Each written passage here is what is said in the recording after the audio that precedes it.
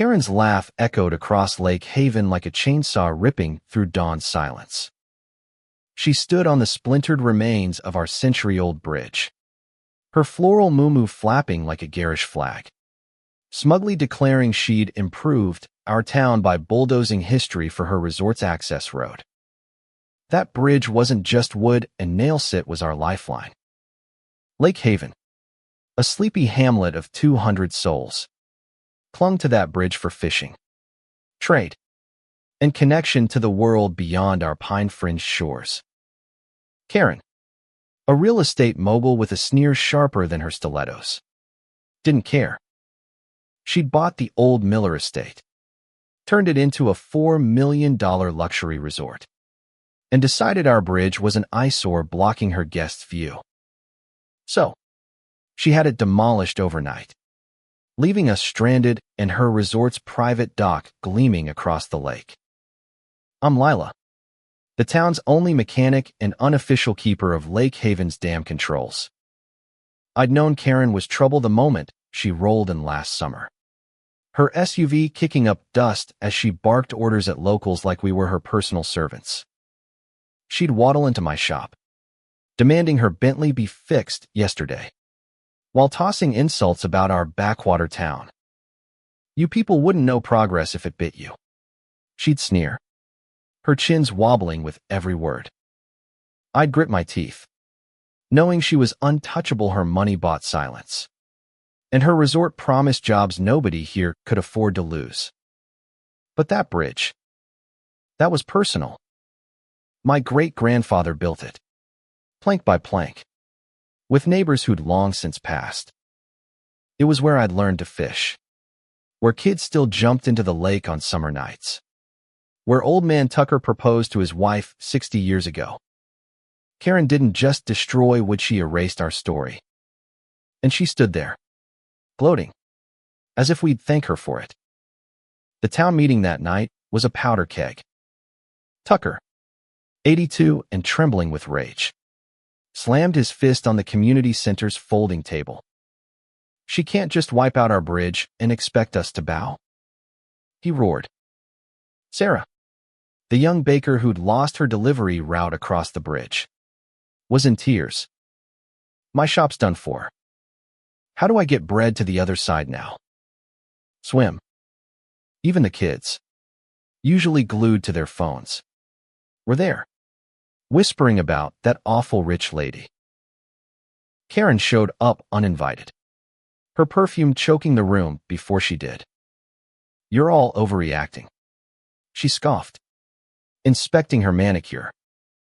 My resort brings tourists. You'll thank me when your little shacks are worth something. The room erupted shouts, curses, a thrown coffee cup that barely missed her. She smirked, unfazed. Sue me if you want. My lawyers will bury you. She wasn't wrong.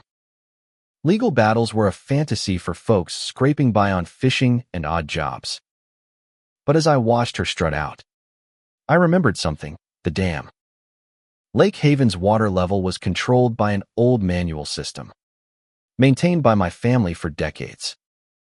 It was a relic, but it worked. And it was my domain. An idea sparked, dark and reckless, but it felt like justice. I didn't sleep that night. By dawn, I was at the dam, staring at the rusted levers that could lower the lake's water level. It wasn't just about stranding Karen's resort, though the thought of her private dock sitting in mud was sweet. It was about showing her that money couldn't buy everything, that we weren't her pawns. I called Tucker and Sarah, the only two I trusted not to snitch. You're crazy, Lila, Sarah whispered, her eyes wide as I explained. Tucker just grinned, his dentures gleaming. Do it, girl. Let's see her swim. The dam's controls groaned as I turned the wheel. Water roared through the sluice gates, rushing downstream like a freed beast. By noon, the lake was dropping slowly at first, then fast enough to see the shorelines widen. Fishermen noticed first, their boats tilting in shallow water. Kids ran to the banks, pointing at fish flopping in the shrinking lake. I kept my head down, feigning ignorance, but my heart pounded like a war drum. Karen's resort was on an artificial island, accessible only by her private dock or our now-destroyed bridge.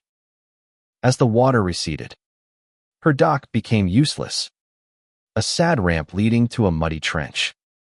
Guests in designer swimwear stood on the shore, gawking as their kayaks grounded. Karen stormed out, her face redder than her lipstick. "Who's responsible for this?" she shrieked, waving her phone like a weapon. The town gathered at the lake's edge, a silent jury. Karen zeroed in on me, her eyes narrowing.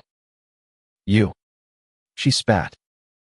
"You're the damn girl, aren't you? Fix this, or I'll have you arrested." I crossed my arms, channeling every ounce of calm I didn't feel. Arrest me for what? Nature's fickle. Karen, maybe the lake's just tired of you. The crowd snickered, and her face twisted into something feral. She called the sheriff, but old Pete had grown up fishing on that bridge. He took one look at the mud-choked resort and shrugged. "Looks like a maintenance issue. Ma'am, Lila's the expert here.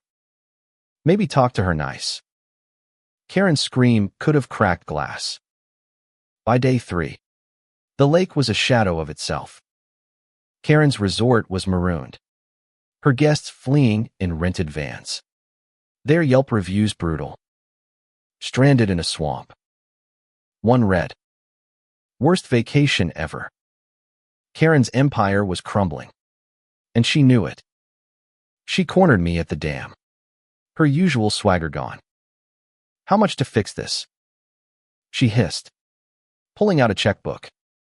I leaned against the control wheel, smiling. "It's not about money. Karen, you took something from us. Now you know how it feels." Her eyes widened, then narrowed. "You'll regret this. I'll buy this whole town and burn it down." But her voice shook. She was alone, her money useless against a lake that wouldn't bend. The town didn't celebrate, not openly, but there was a quiet pride in the air, a sense we'd reclaimed something. Tucker brought me a beer, his eyes twinkling. "Your granddad would have loved this," he said. Sarah baked a cake with Lake Haven lives scrawled in icing. Kids started calling the muddy lake bed Karen's karma. Weeks later, Karen's resort folded. The investors pulled out, and the property sat empty, a $4 million monument to hubris. She left town in a rented sedan, her Bentley repossessed. Rumor had it she was selling condos in Florida now, still sneering but with less swagger.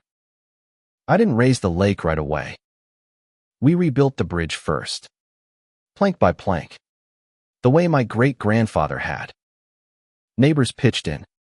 Kids painted the railings. And Tucker even carved his initials next to his wife's, like they were young again. When I finally turned the dam's wheel to refill the lake, it felt like washing away Karen's shadow. The water rose, steady and sure, reflecting the pines and the sky. Lake Haven was ours again, not perfect, not rich, but ours. And Karen, she'd learned what happens when you break something that holds a town together. Sometimes, the lake fights back. The end.